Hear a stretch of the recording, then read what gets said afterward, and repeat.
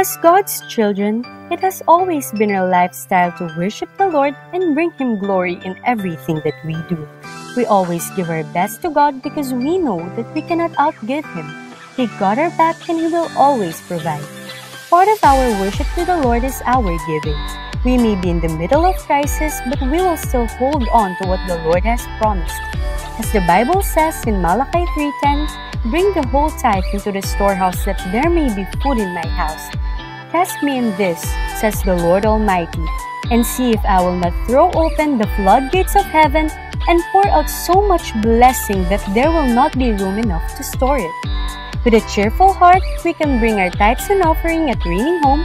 We can also give through GCash, or we can contact our respective life group leaders to help us on how to remain faithful in the Lord through our giving. Let us always remember that it's not what we do, it's who we are. We give simply because we love. Let's give!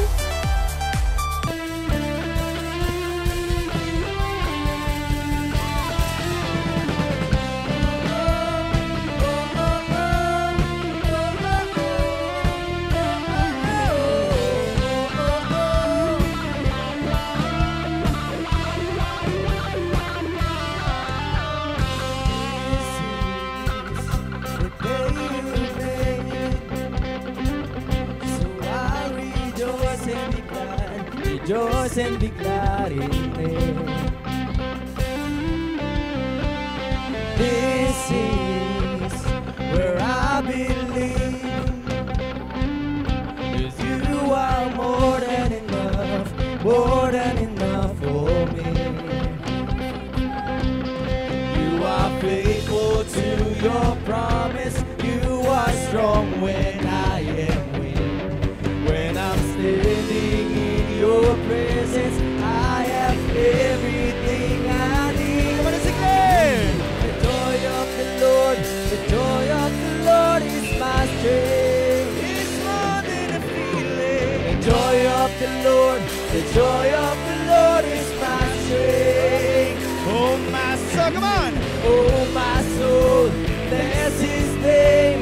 All that is within me, say, the joy of the Lord. The joy of the Lord is oh oh oh oh oh oh oh oh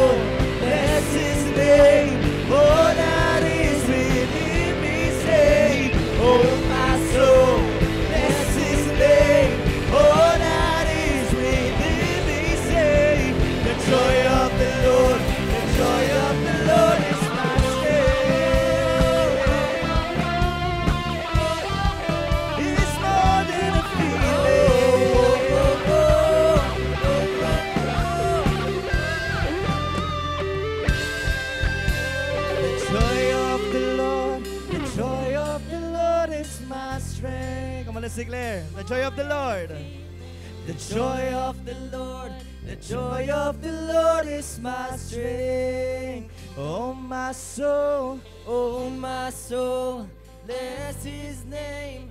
All that is within me say, the joy of the Lord, the joy of the Lord is my strength. Come on, declare it with me. I got the joy, I got the joy, I got the joy. It's the joy of the Lord. It's the joy of the Lord. I got the joy, I got the joy, I got the joy.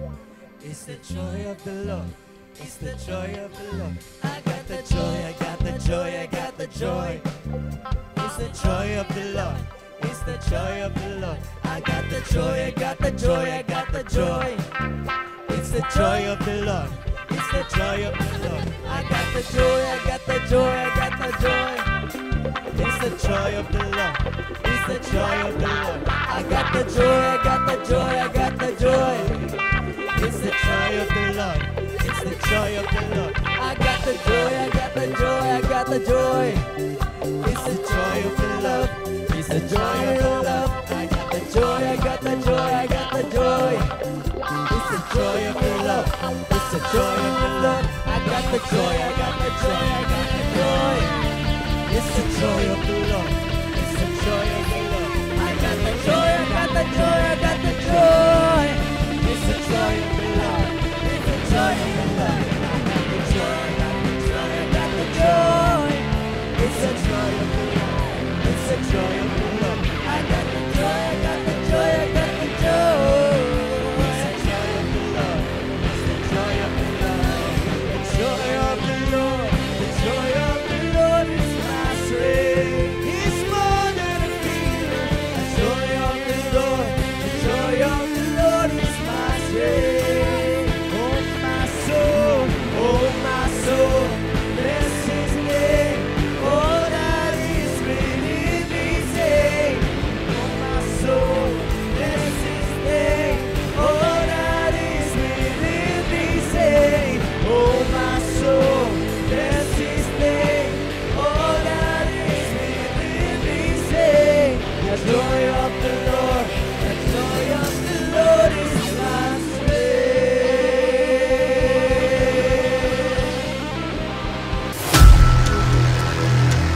Every individual is a generation.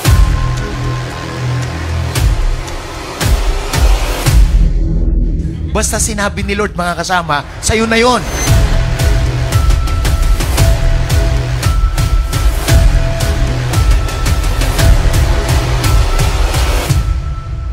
You are created for the Lord. Ang buhay natin, mga kasama, ang blessing hindi lang pang Sunday. So, ang blessing natin pang everyday. Ang presence, hindi lang siya pang Sunday, ang presence pang everyday. So, ito yung mga reality, principle, formula, para ikaw ay magtagumpay sa iyong buhay. No? At ito po ay tulong sa bawat isa sa atin para po sa hamon ng buhay, ikaw ay siguradong nakatayo, siguradong magtatagumpay. So, isa sa mga daya ng kaaway sa buhay natin, kapag tayo ay Kristiyano, dapat hindi na nasusunod yung gusto natin.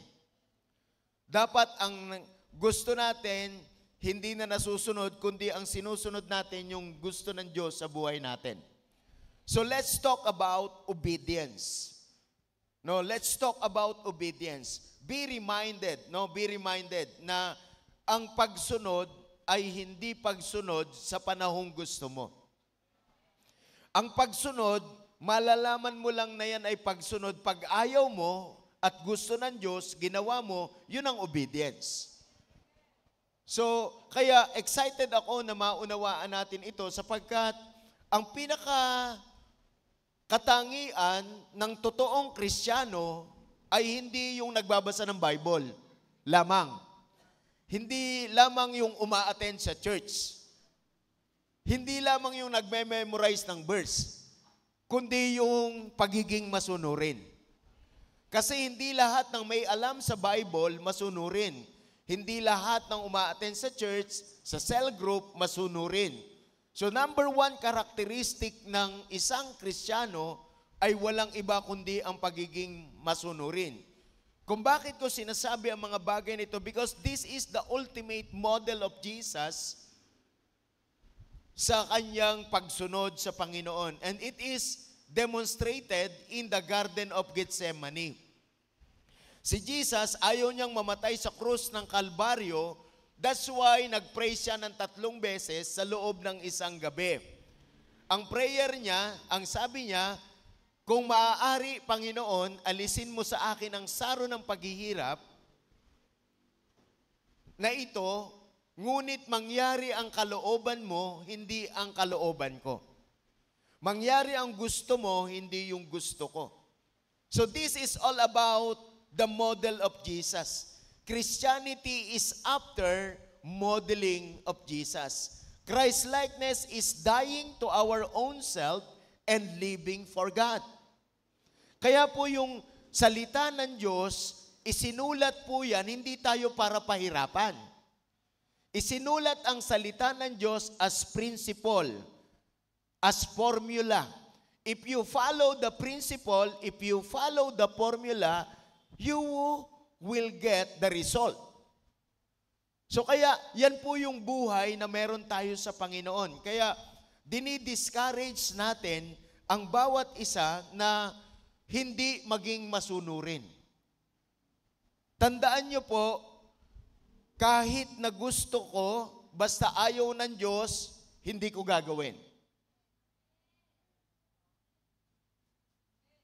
Kahit na gusto ko, basta ayaw ng Diyos, hindi ko gagawin. That's obedience. Pero kapag gusto ko, iginigiit kong gawin, hindi yun ang pagsunod. Normally, naturally, ang mga tao matigas ang ulo. Kung ano yung bawal, yun ang masarap. So, ibig sabihin, yung obedience, may kasalungat na disobedience. So, 2 klase lang ng tao, isang masunurin at isang masuwayin. But, ngayong umagang ito, maunawaan nating mabuti na ang pagiging Kristiyano pala, may resulta ng pagsunod sa buhay natin. So, it is hard to obey when you are outside doon sa spiritual atmosphere. Kaya nga, ang mga nakipagkaisa kay Kristo ay bago ng nilalang. Yung mga dating luma ay nawala na at narito, ang mga bagong bagay ay narito na. Sabi sa English, if anyone is in Christ, he is a new creation. The old has gone and the new has come. So we need to identify our old nature. Our old nature is disobedient. But the new nature is obedience. No, obedient na tayo ngayon. Sabihin mo sa katabi mo, you are obedient. I am obedient. So regardless kung ano yung flow ng mundo, ano yung sinasabi ng tao, hindi na mahalaga sa akin yon. Ang mahalaga kung ano ang sinasabi ng Diyos sa akin. So, tandaan nyo, Christianity is more than a title or name. Christianity is after character. I just want to remind you and I just want to reiterate itong mga bagay na ito. Christianity is more than a title of religion. Christianity is more than belief. But for me, Christianity is more of character. Malalaman mo na ikaw ay Kristiyano pag nag-iisa ka na. Malalaman mong ikaw ay masunurin pag nag-iisa ka na.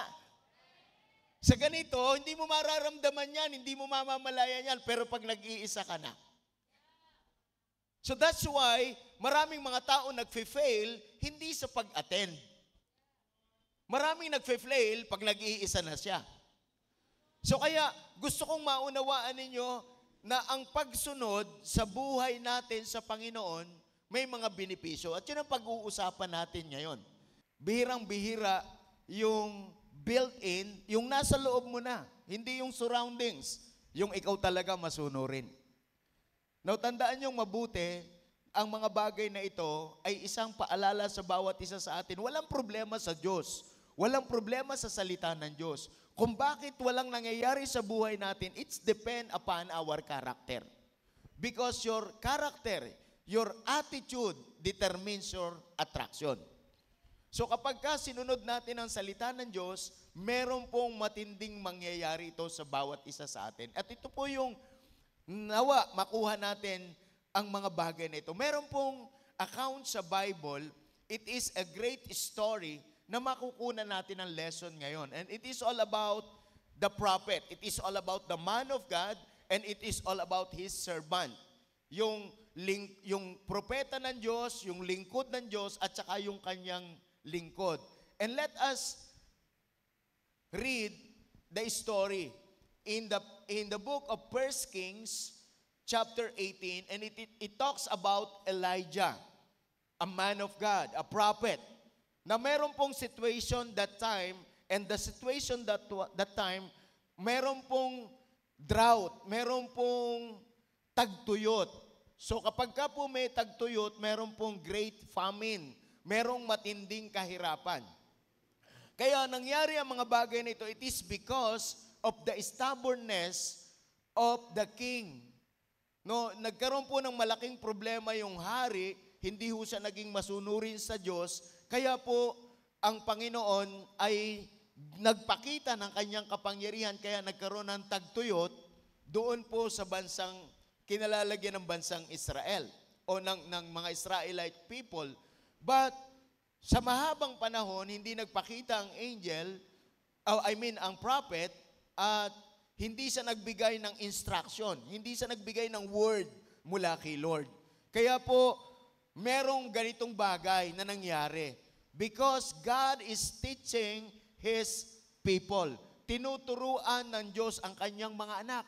Pag matigas ang ulo, nawi-withhold ang blessing. So kahit pa ikaw ay patuloy na uma-attend ng church, nagba-Bible reading ka, nagdi-devotion ka, nagpe-pray ka, kung hindi naman ikaw masunurin, useless ang lahat ng mga yon. Those things are just spiritual ritual. So dapat, kapag tayo nagpe-pray, kapag tayo uma-attend ng cell group, nasa process, uma-attend ng church, may nagbabago sa loob natin. Tama po ba, mga kasama? So dapat natututunan natin ang pagiging masunurin kasi the number one character of being a Christian is being obedient. Yan po talaga yan. Kaya makikita mo ang isang Kristiyano pag masunurin siya. So, ito po yung kwento na ang lingkod ng Panginoon na si Elijah, ang sabi po niya doon sa hari na si King Ahab, 1 Kings chapter 18 verse 41, NIV version. And Elijah said to Ahab, Go, eat and drink, for there is the sound of heavy rain. So imaginein mo, meron pong drought, may tagtuyot, mahabang panahon na hindi umulan. We are blessed kasi maulan ngayon. Malamig ang panahon. Pero itong mga panahon na to, walang pagkain, walang masyadong inumin, limitado ang pagkain, pero matindi yung tagtuyot. Ang sabi niya, go, eat, and drink, for there is the sound of heavy rain. Verse 42, so Ahab went off to eat and drink. To si King Ahab, sabi ni Elijah sa kanya, lumakad ka na, kumain ka, uminom ka, at merong ulang paparating. So ang ulan magdudulot ng magandang buhay sapagkat yung mga pananim, yung mga damo, yung mga hayop, lahat ay magkakaroon ng buhay at magkakaroon ng kasaganaan. So sabi niya, kumain ka na sapagkat meron ng mapaparating na ulan.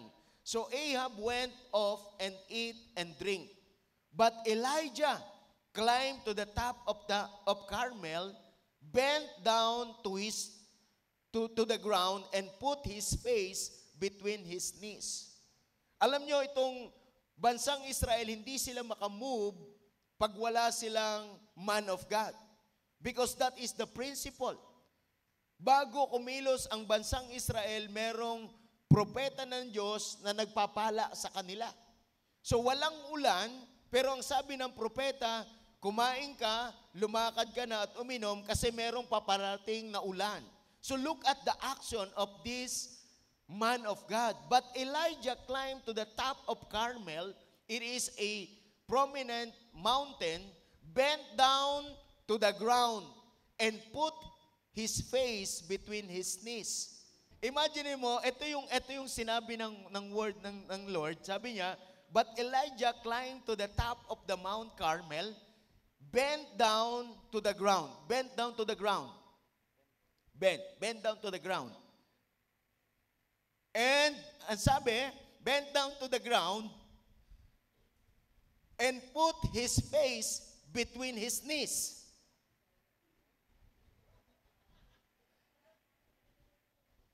Put his face between his knees. Ganito yung sitwasyon ni Elijah sa Mount Carmel. What is the posture of this person, the man of God? He prayed to God. He prayed to God for what? For rain. Kasi pag sinabi ng propeta, mangyayari. Kaya you are blessed if you have your man of God. You are blessed if you have your pastor. Because when you pastor said, it will be accomplished into your life. Why? Hindi lang siya basta sasabihin, pinagpe-pray. Pinagpe-pray. So, tandaan nyo, yung man of God is standing between God and His people. So itong propeta, sinabi niya doon sa king ng Israel kay Ahab, kumain ka na, uminom ka na, may paparating na ulan. Simbolo ng prosperity. Simbolo ng abundance. Sabi niya may paparating, pero wala pa. Wala pa. Ano ang ginawa ng prophet Elijah? Umakyat siya sa Mount Carmel, he bent on his knee and he put his face in his knees to pray. So that's why if you understand this principle, if you understand this formula, your life will never be the same again. Hindi ka lang basta uupo every Sunday. Imimin mo, pakikinggan mong mabuti yung sinasabi ng man of God, ng pastor mo. Because I am praying of what I am saying. Okay ka lang dyan, Elijah. Tayo ka muna. Pawisan ka. Pawisan si Elijah. Naka-long sleeve pa naman. So imagine mo, nakaluhod yung mukha niya nasa pagitan ng kanyang dalawang tuhod. For what? Invoking God's mercy. Invoking God's grace. Praying for the rain. Kasi maraming hayop ang namamatay. Wala na silang pagkain. But the man of God pray for the rain. Sino dito yung may narong kang natututunan ngayon? So lagi niyong iisipin, lagi niyong tatandaan, we are called by God to reveal His glory. So it is not my word, it is God's word. Learn to accept the word of God because ang ginagawa namin, hindi lang ako basta nagsasalita, pinagpe-pray yan. So, si Lord, kapag nagtiwala ka sa Kanya, sumunod ka sa Kanyang principle, may mangyayari. Palakpakan natin si Lucy Mark. Thank you so much, Lucy Mark. I-demonstrate ni Lucy Mark, naranasan mo na bang mag-pray ka na ang iyong mukha nakalapat sa sahig at nakalagay sa pagitan ng dalawa mong tuhod? So I encourage everyone, learn how to pray. Kasi baka dumating sa punto na hindi mo makaya ang sitwasyon mo sa buhay, but at least you know how to battle in prayer. Because there is power in prayer. There is power in prayer. Meron pong nangyayari sa spiritual realm bago mangyari sa physical realm. So the verse 43 says, after he prayed, verse 43 says, go and look forward the sea. He told his servant, and he went up and looked. There is nothing there, he said. 7 times Elijah said, go back. Imaginein mo, nandun siya sa Mount Carmel, nasa tuktok ng bundok, tapos ang sabi niya doon sa kanyang servant, tingnan mo yung dagat, kung meron ng rain. So punta naman yung servant, pagpunta niya, because of the word, because of instruction, pagpunta niya doon sa dagat, wala. Balik na naman siya kay Elijah, at ang sabi niya, wala po akong nakita. Ang sabi ni Elijah, bumalik ka pa uli. Balik siya. How many times? 7 times. 7 times. 7 times. There are many times in your life na nag-pray ka walang nangyari, nag-pray ka walang nangyari, nag-pray ka walang nangyari. 7 means perfect. That is perfect number. Do not stop until you say something. But the most important thing is you must have the word. You must have the instruction. Do not go without the command. Do not go without the word. 7 times. It is not easy. It is hard. Lalo pag wala kang nakikita. Lalo pag walang nangyayari. Lalo pag napapagod ka na. Makikinig ka pa rin ba sa lingkod ng Diyos? Come on, give God a highest praise. Go back 7 times. Go back 7 times. Oh, nakakatatlo ka na. Opo, pagod na ako. Balik ka pa uli. Oh, 4 na po. Wala kita ka na. Wala po. Balik ka uli. 5 na. May nakita. Wala pa po. Balik ka uli. Are you with me? God of Elijah is our God today. Maybe may mga bagay kang walang nakikita sa buhay mo, walang nangyayari, napapagod ka na, hindi porke ganyan ang sitwasyon mo, walang mangyayari. Meron. Just have the heart of being obedient. There is power in obedience. There is power in obedience. 7 times, go back. Imagine mo, pang-6, pumunta siya, may nakita ka na, wala pa po. Sige, punta ka pa, pang-7. Come on. It takes a lot of obedience. Maraming mga Kristiyano, akala nila ang pag-upo sa simbahan, okay na. No, it is more than a sitting. It is more than an attending. It is more of character.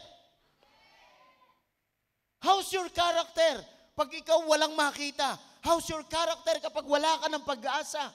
How's your character pag napapagod ka na? Come on, somebody. 7 times. So you need to understand these things. But in verse 44, the 7th time, do not stop on 6. Do not stop on 5. Do not stop on 4. Do not stop on 3. Do not stop on 2. Do not stop on 1. Do not stop until you say something. Sabi ng verse, the 7th time, the servant reported, A cloud as small as a man's hand is rising from the sea. Because of his obedience, 7 times, meron na siyang nakita. Kasing laki ng kamao ng isang tao. May nakita na ako. Kamao ng tao. A cloud. Kasing laki ng kamao ng tao. A cloud as small as a man's hands is rising from the sea. Elisha said, go and tell Ahab, King, go and tell Ahab, hitch up your chariot and go down before the rain stops you. Imagine mo, do not despise humble beginning. Do not despise a small beginning. Because everything that is great, it starts from small. Hindi porke maliit pa lang nangyayari sa'yo ngayon, hindi mangyayari ang malaki. Kahit saan ka pumunta, kung ang ugali mo masuwayin, kahit saan ka pumunta, kung ang ugali mo hindi ka masunurin, I tell you, walang blessing.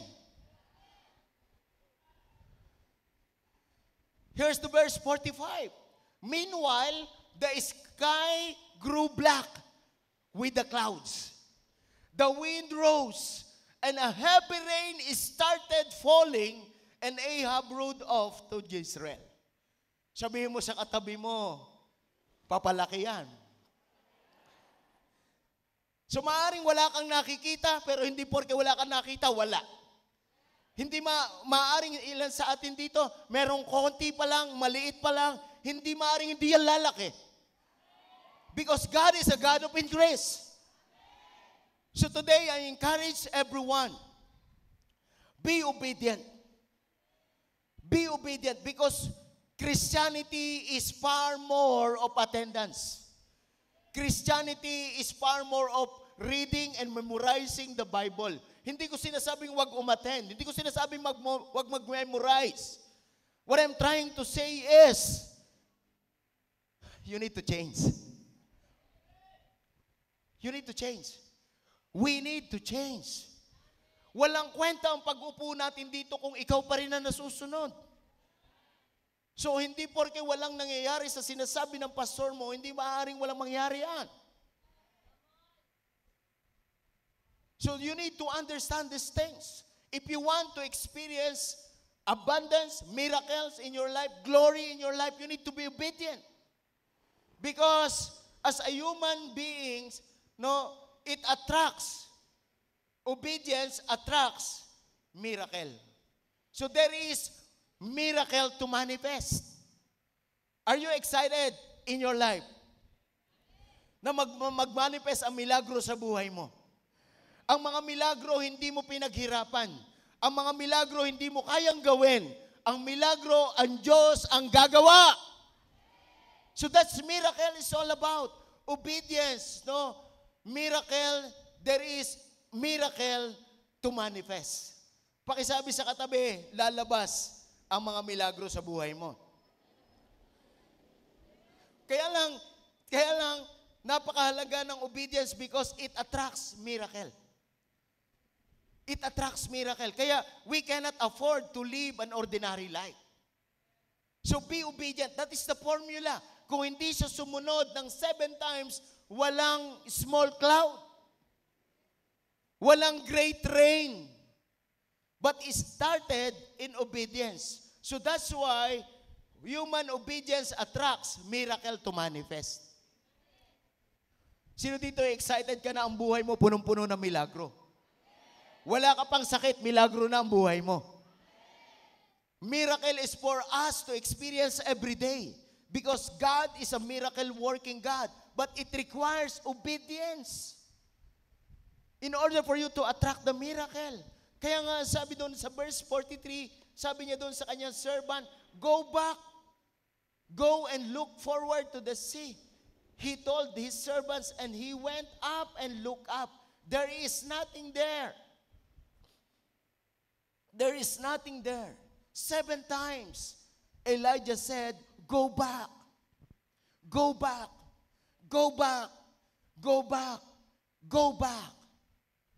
If you want to experience manifested miracle in your life, you need to be obedient. So, walang problema sa Diyos, walang problema sa salita ng Diyos. Ang problema natin, ugali natin. Sometimes we live in our old nature. And our old nature, we live according to the flesh. We live according to disobedience. We live according to rebellion. So, tandaan niyong mabuti, human obedience, miracle, there is miracle to manifest. Are you excited for your miracle in your life? Hindi ko alam kung anong aspeto ng buhay mo. Kagaya ng bansang Israel, they want rain. But I tell you today, if we pray, there is miracle happens in your life. Maybe you don't want rain, but maybe you want healing. Maybe you want restoration. You want finances. You want business. You want freedom from your slavery of sin, or maybe you want freedom doon sa mga weaknesses natin. So today, allow God to manifest His miracle into your life. Be obedient. Be obedient. So human obedience attracts God's power to perform. No, it is the miracle and it is God's power to perform. So hindi ikaw magpe-perform, hindi ikaw mag-work. It is God's power. No, ang kapangyarihan ng Diyos ang gagawa sa buhay ng bawat isa sa atin. Tingnan niyo mabuti, the seventh time, the servant reported, a cloud as small as a man's hand is rising from the sea. Tandaan nyo, si Lord, siya ang gagawa, hindi tayo. Magpe-perform siya ng miracle, magpe-perform siya ng power kapag naging obedient tayo. So, human obedience attracts or human obedience, there is a miracle to manifest. Human obedience, there is God's power to perform. So, ito yung kailangan nating matap para wala nang mahirap na anak ng Diyos. Para wala nang malungkot. At kung meron mang karamdaman, magaling gumaling. Bakit? May miracle. Nagpe-perform si Lord sa life mo. Hindi ikaw ang gagawa, si Lord ang gagawa. The only thing that we need to understand is have that kind of character in our life. Be obedient. So, obedience is not obedience if you are willing. Obedience will become obedience if you are not willing to do it. So that's why God's power, there is God's power to perform. So, may mga tendency talaga yung ating human effort, yung human wisdom. May mga tendency talaga tayo na gamitin natin ang mga bagay na ito. Pero lagi niyong tatandaan, human effort, human wisdom are limited. But only God's power is unlimited. Because our God is the God who can create from nothing into something. So sino dito yung excited ka, God's power will perform into your life. So, always remember this, human obedience attracts miracle to manifest. Human obedience attracts God's power to perform. And last and final, human obedience attracts abundant blessing. Abundant blessing. No, mga kasama, mga kapatid ko sa Panginoon, ito yung kailangan nating matutunan sa buhay natin. You need to live in a life of blessing. Tandaan nyo mga kasama, hindi blessing pag wala kang Lord. Hindi blessing pag wala kang Lord. Pag ang relationship walang Lord, hindi blessing yan. Ang trabaho, pagka walang Lord, hindi blessing yan. There is no blessing outside sa word ni Lord, sa presence ni Lord. So tandaan nyo, pwede tayong makaranas ng mga bagay sa mundong ito, but see to it na kasama mo yung man of God mo, kasama mo ang lingkod ng Panginoon sa buhay mo. Hindi tayo magtatagumpay kapag hindi tayo nagtiwala at sumunod sa salita ng Panginoon. The greatest blessings in our life is not the material things. The greatest blessings in our life, the greatest blessing in our life is none other than God's presence. Mga kasama, pag may presensya ka ng Diyos, yan ang dakilang pagpapala because you attract everything in your life. So that's why Be reminded this morning. So huwag kang madideceive ng obedience. Ang totoong Kristiyano, masunurin. Pero ang pagsunod sa panahong hindi mo gusto, ang pagsunod sa panahong ayaw mo, nangyari ko ano yung pinagagawa ng Panginoon. Yun, totoong Kristiyano ka na nun. Totoong born again ka na yun. Because ang born again, babaguhin niya lahat para sa'yo. Si Lord ang gagawa niyan. So we cannot underestimate the power of obedience to the Word of God. Because if you are obedient, it attracts miracle to manifest in your life. It attracts God's power to perform in your life. And also, human obedience, it attracts abundant blessings in your life. I don't know your situation today. Maybe may mga expectation ka, maybe may mga dinidesire ka. Bakit matagal? No, maaari, number 1, naiinip ka. Number 2, tinuturuan ka ni Lord na sumunod talaga ng totoo sa kanyang pagsunod, sa pagsunod mo sa kanya. Be obedient today.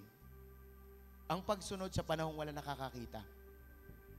Ang attitude, paano ka nagre-react sa mga sitwasyon sa buhay mo. But the character is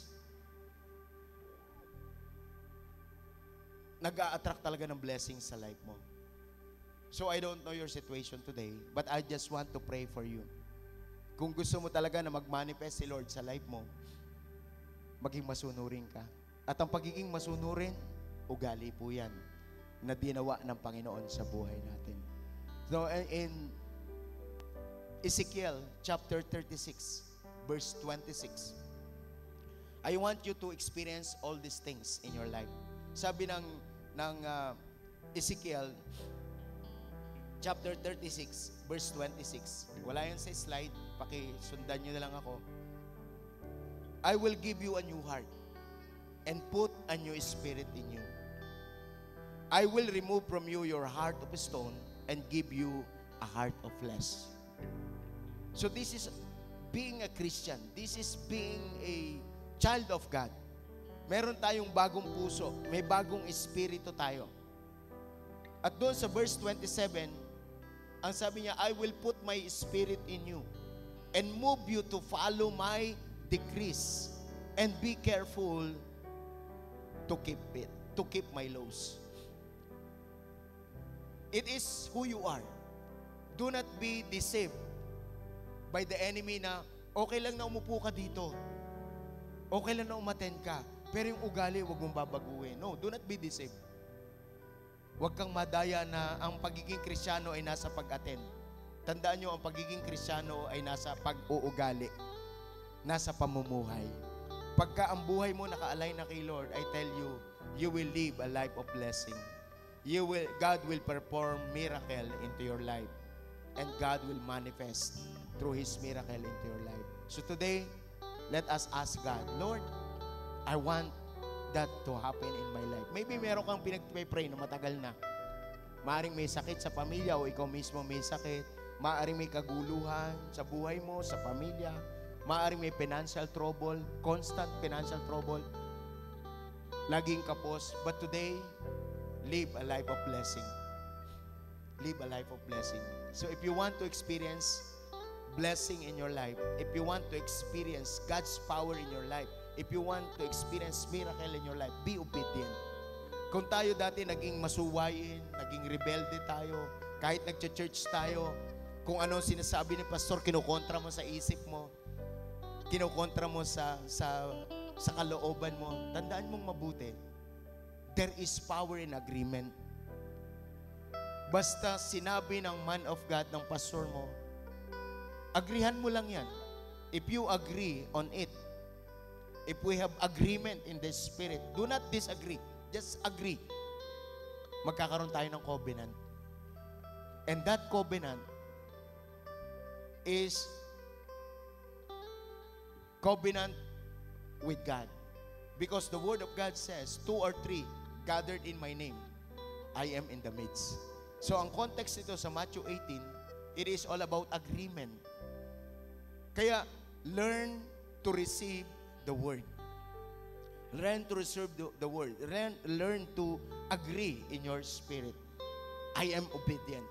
Lord, remove from me the spirit of disobedience today. And if you are that kind of person right now, yung sumisimple ka pa kapag may mali, sumisimple ka pa sa paggawa ng mali, tandaan mo, may gagawin ang Diyos sa buhay mo ngayon.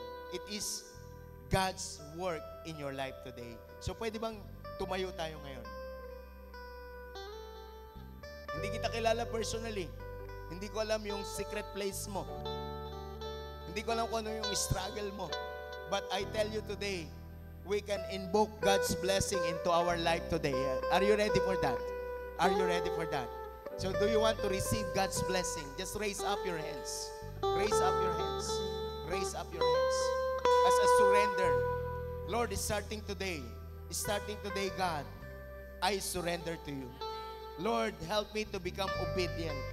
Lord, wag pong maging mystery sa amin ang obedience. Kundi, Lord, ma-reveal sa amin ito, magkaroon ito ng revelation sa amin. Father, kagaya po ni Elijah, Lord, na-experience siya, Panginoon, ang great blessing. Hindi po siya yung pumunta. Lord, nagsalita lang siya, nag-pray siya, Panginoon. But God, today, kung ano po yung na-experience nila, there is a small cloud, there is a great rain. Lord, ma-experience namin ito sa life namin. Regardless kung ano po yung hinihiling namin, Lord God. Lord, pakinggan mo ang panalangin ng iyong mga anak. Just begin to pray right now. Begin to pray. I don't know your situation, but God is moving. God is on the move right now. Our God will manifest His grace, His mercy in your life today. Just ask God, ask God, ask God. Tingin mo sa Lord, tingin mo sa Lord.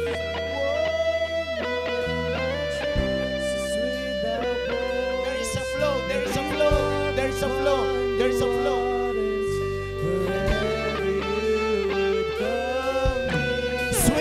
Swiftly, you will experience miracles. You will experience power. You will experience blessing. Wherever you would go me, Spirit lead me where my trust is without borders. Let me walk upon the waters.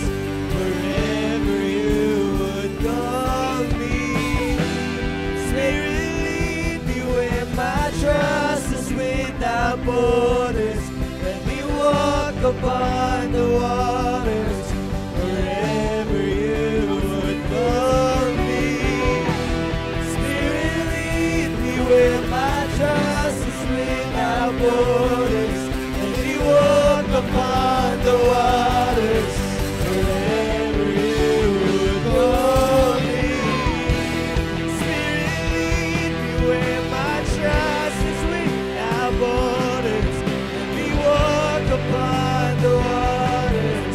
Wherever you would go me, take me deeper than my feet could ever wander, and my faith will be made stronger in the presence of my Savior. Spirit lead me where my trust is without borders. Let me walk upon the waters.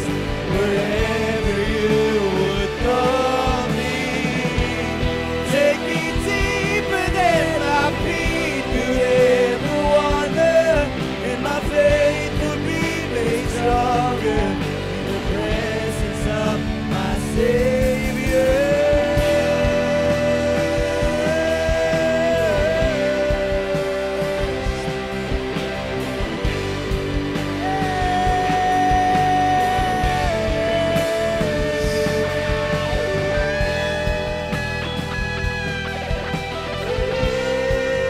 Today, if there is rebellion in your heart, if there is disobedience in your spirit right now, if you are willing, just surrender it to God. If you are willing, just surrender it to God. Because there is no blessing, there is no power, there is no miracle in disobedience.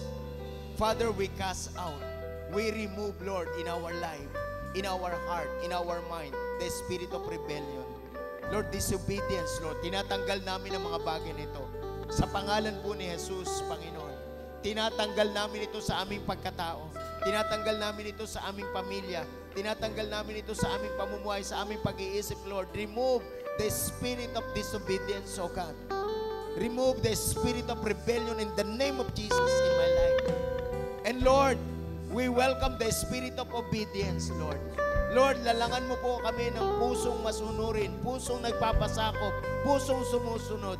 Lord, and starting today, we will live, Lord, na magmamanifest ang iyong glory sa life namin, na magmamanifest ang iyong power, ang iyong miracle sa life namin.